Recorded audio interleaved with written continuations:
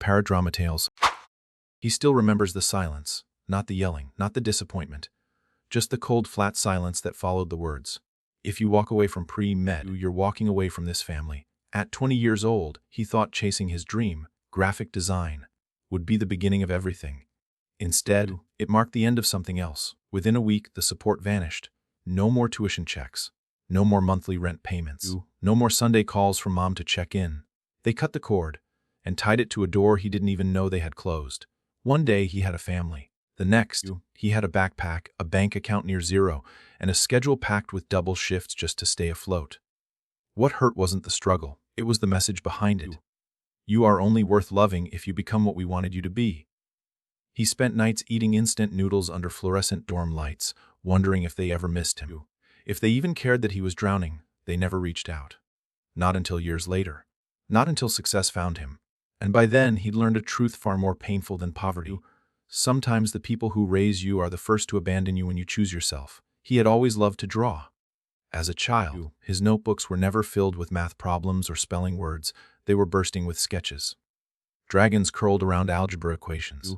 Superheroes stood in the margins of history pages. When other kids wanted to be astronauts or firemen, he wanted to design video game characters. But when he turned 17, all of that was quietly buried beneath a single expectation: pre-med. It wasn't negotiable. In his family, medicine wasn't just a profession, it was proof.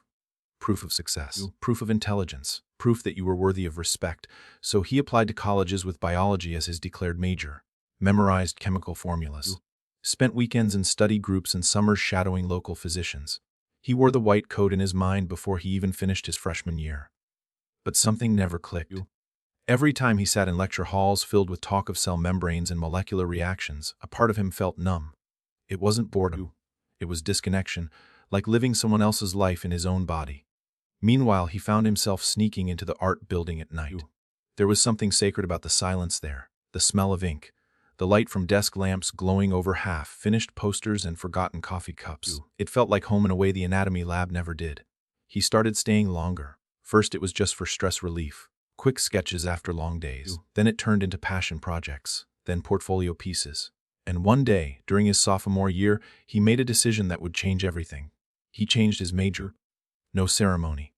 Just a quiet walk to the registrar's office and a single signature that erased years of planning and expectation. He thought he would feel afraid. Instead, he felt free. But that freedom came with a cost. When he told his parents, the reaction was immediate and brutal. His father's voice was flat, disappointed. His mother's eyes filled with something colder than anger, shame. We didn't raise you to waste your life drawing cartoons. They didn't listen when he explained that graphic design wasn't just drawing.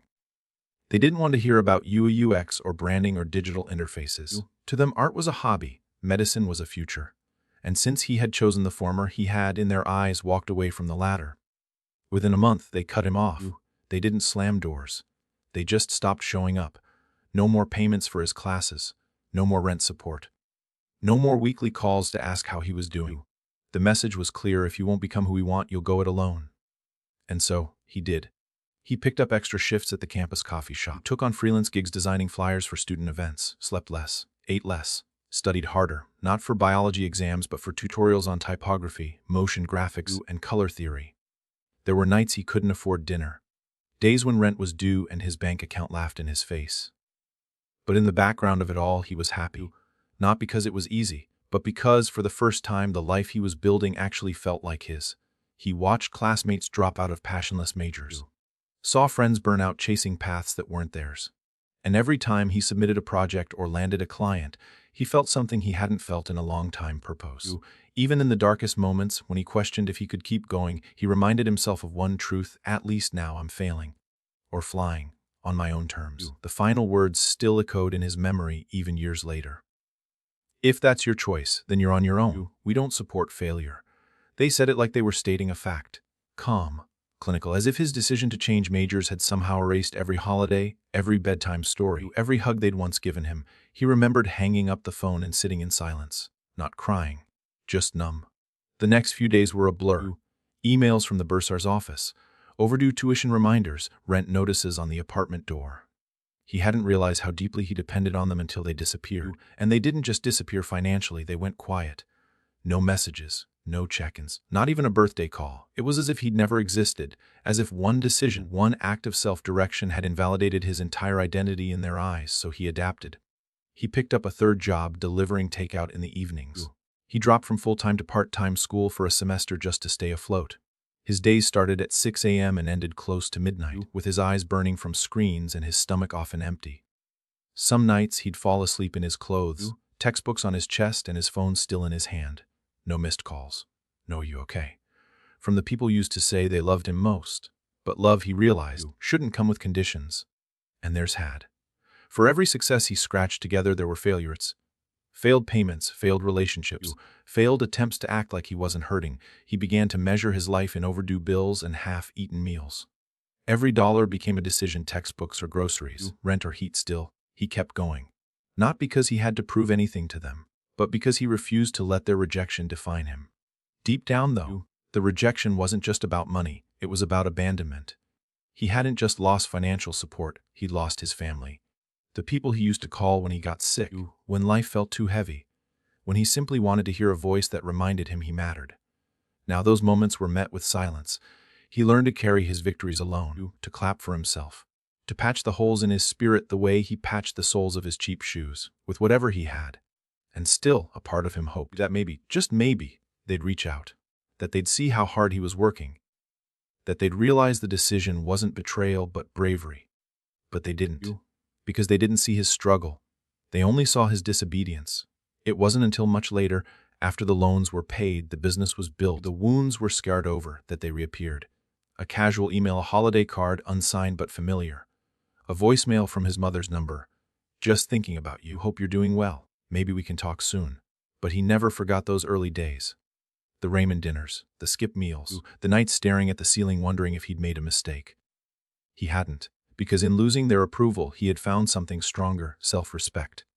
And no apology, no friendly message, no hint of reconnection would ever erase what they taught him during those silent years. That some people only love the version of you they created, and when you choose yourself instead, they call it failure. It wasn't one moment that broke him. It was a series of small, relentless ones. An unpaid electric bill that left him studying by candlelight.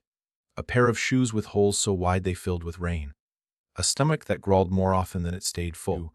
And a campus full of people who, while kind, didn't really see him. Not the version of him that was unraveling quietly.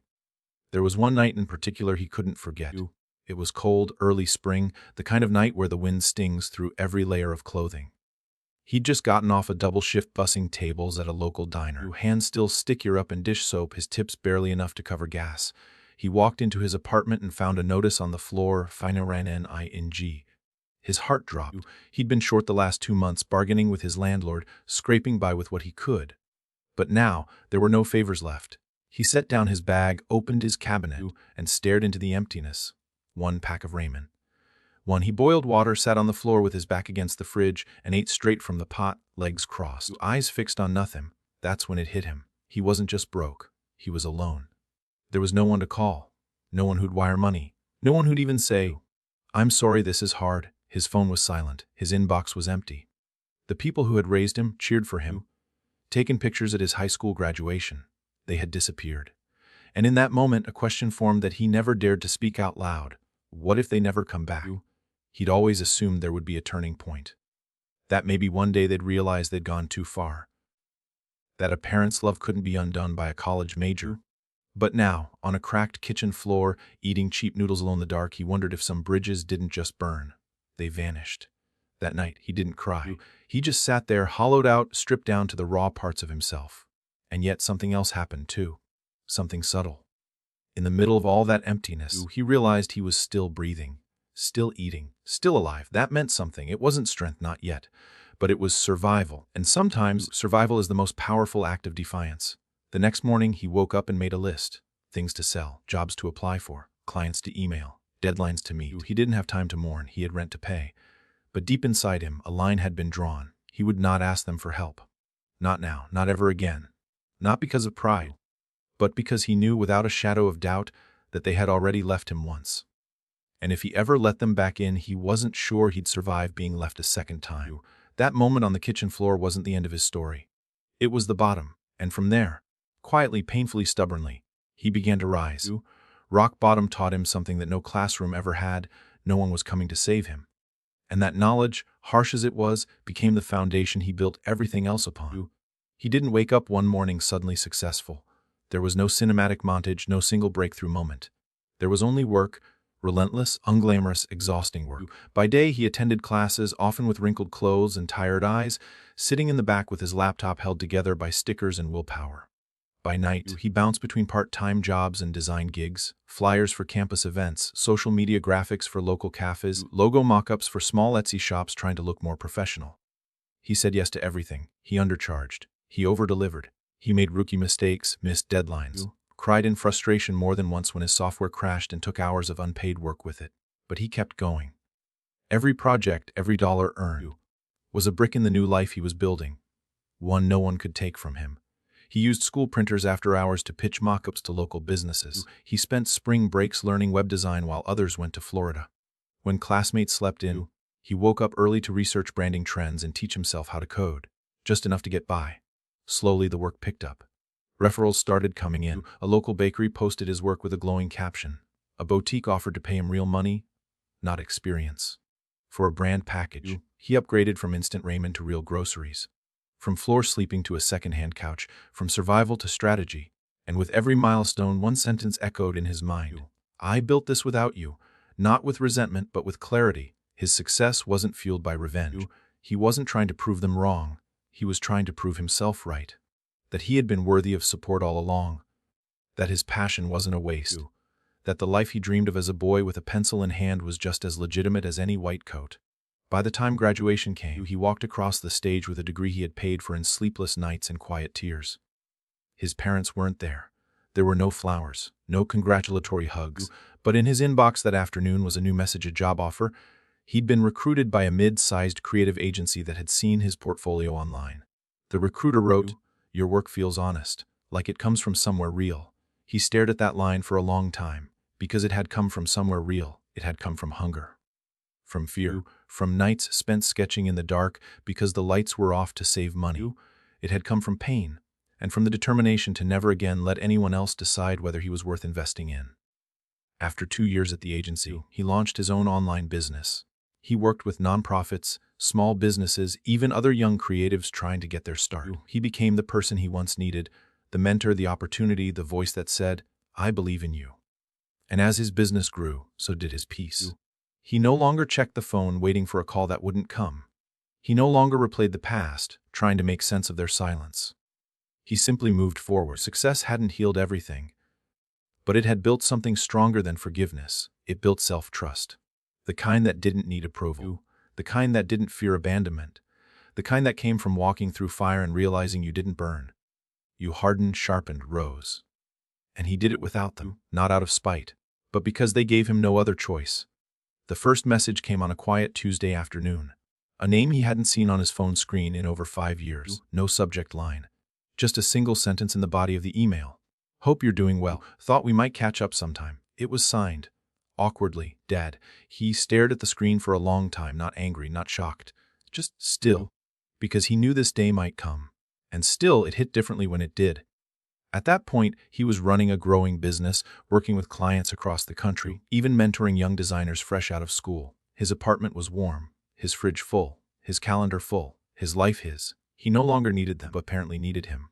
A week later, there was a card in the mail. No birthday, no holiday. Just a generic greeting on the front, and inside, a handwritten note in his mother's script. "We're getting older now. Harder to keep up with the house. You know how it is. Family's supposed to take care of each other." Right there it was. Not quite an apology, not quite ask, just enough guilt to stir something. But he didn't feel guilt. He felt distance. Not the kind you measure in miles, but in years of silence, in skipped birthdays, in empty phone calls that never came. They had walked away when he was 20 years old, cold, certain, final, and now at 26 with stability, income, and purpose, they remembered him. He wasn't a failure anymore. He was useful. They didn't say they were sorry for cutting him off, for leaving him in the dark when he was struggling just to eat, to sleep, to survive. They didn't ask about those years, because to them the years didn't exist. He had simply vanished and now reappeared strong, capable, worth their attention again. He reread the card slowly. It didn't ask directly, but the implication was clear. "We're getting older. Family takes care of each other. But the unspoken ending hung in the air like smoky. So will you take care of us now? He set the card down, and for the first time in a long time, he allowed himself to feel the full weight of what had happened. Not just the abandonment, but the transactional nature of their return. They didn't reach out when he was broken.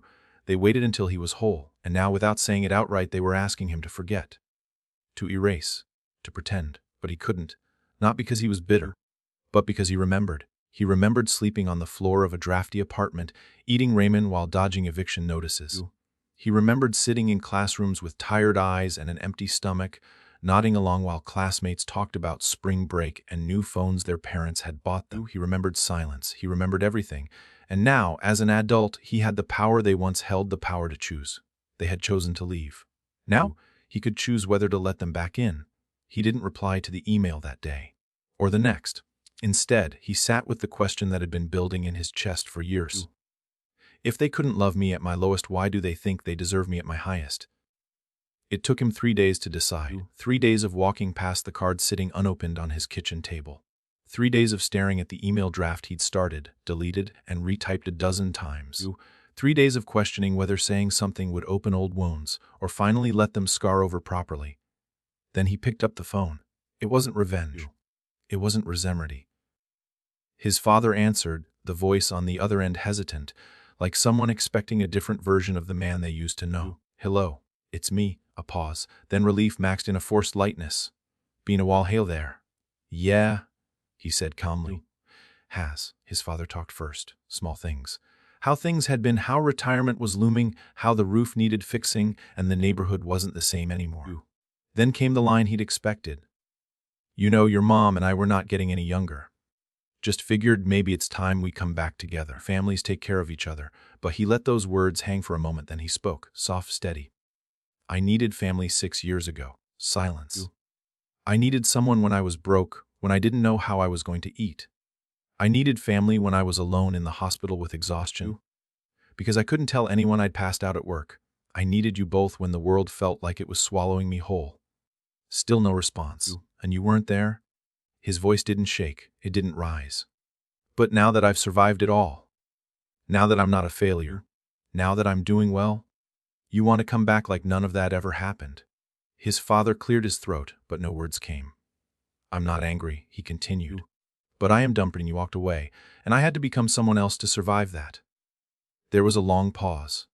Then, barely above a whisper, his father said, We were scared. We didn't know how to handle it. I was scared too, he said.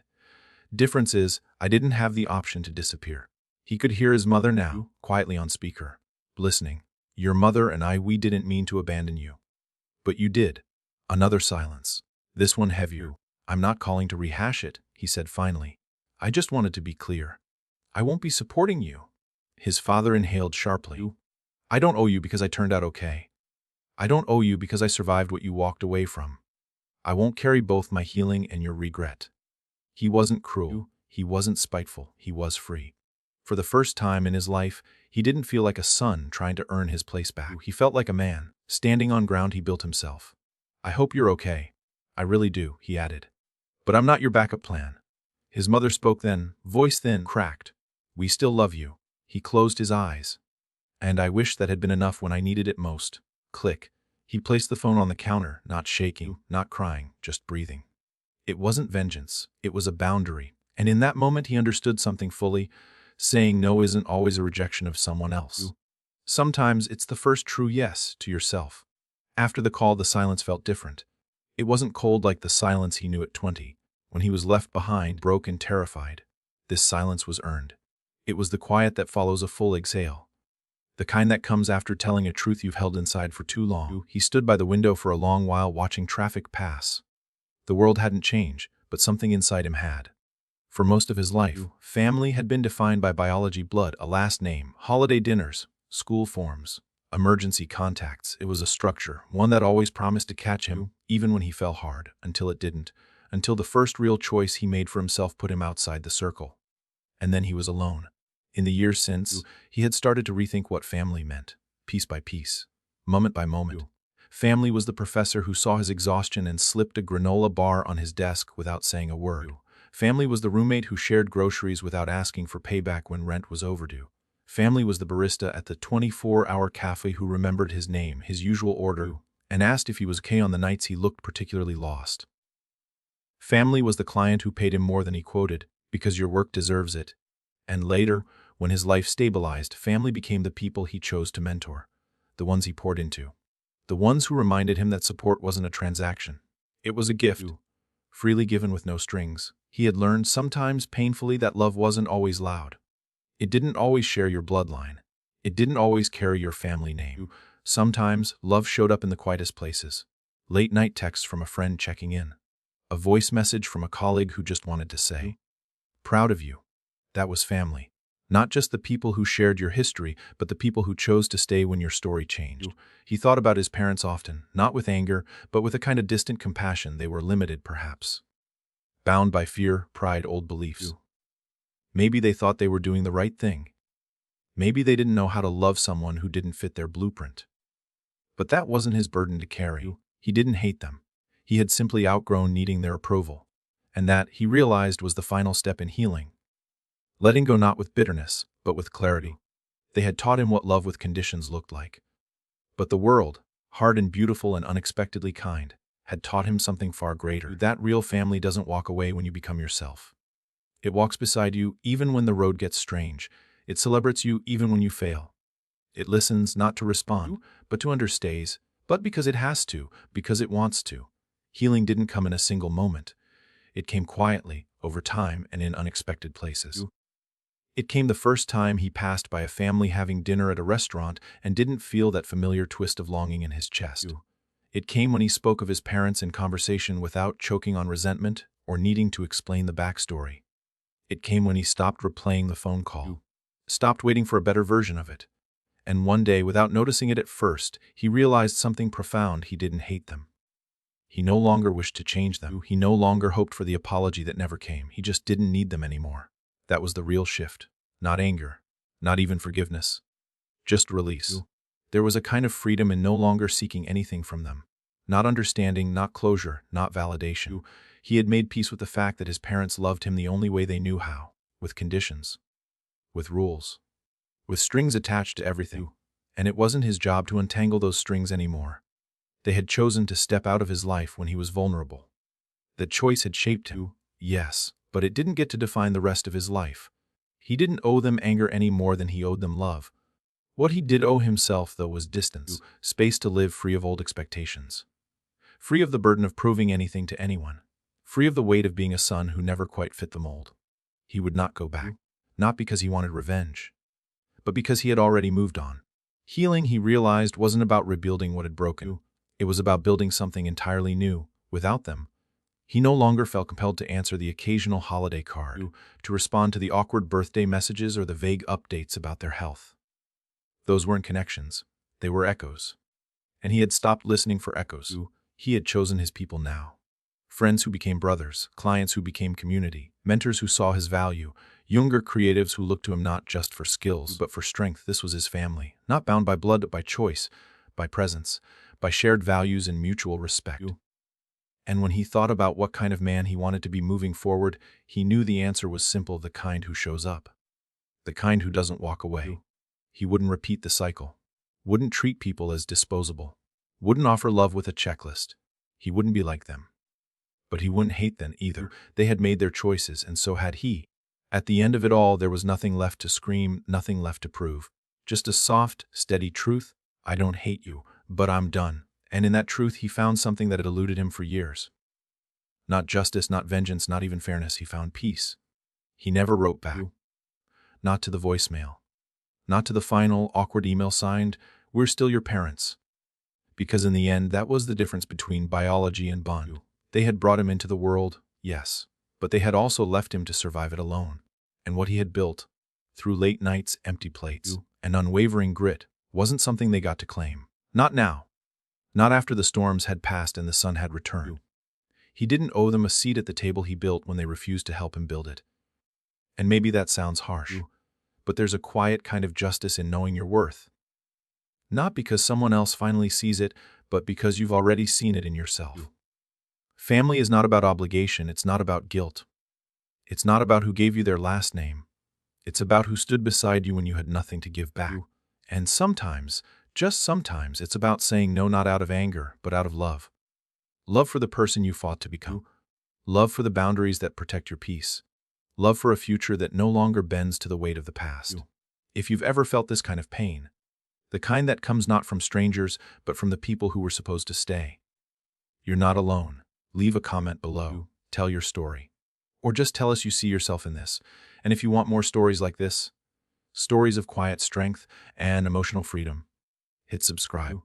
Because you don't owe them just because they had you, but you owe yourself the life they couldn't imagine for you. And that life is already yours.